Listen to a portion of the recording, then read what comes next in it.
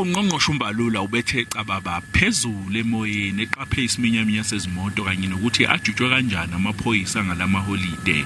Uthi weneme ngesibalo sezimoto ezithobela imithetho yemigwaqo.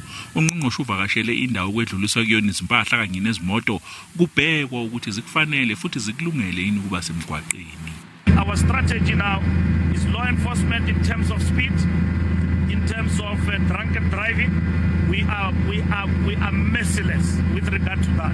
But in terms of law, we want to take people to jail for driving being drunk.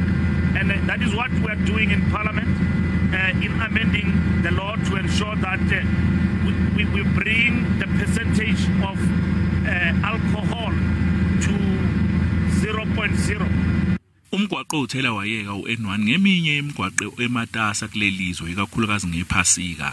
Iningi labantu lisebenzisa lo mgwaqo uma lilibhekise ezinkonzweni noma liyovakasha. Kodwa ke kulonyaka wehlile umthamo wezimoto emgwaqeni ngemuva kokuthi elinye ibandla linqume ukuyihoxisa inkonzo yephasika nonyaka.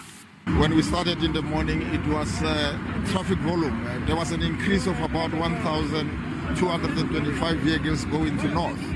And there was a decline around 7 o'clock, which went about 877, and it went to 775, and it went to 500. It shows there was a decline. But as we speak now, from where we are in Nail Plaza, we can see there's an increase, and we are expecting an increase even overnight. Abashayeli banxuswa ukuthi bangashayeli bedle amanzi amponjwana.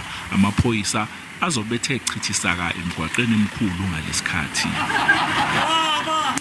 Siyaphila njani?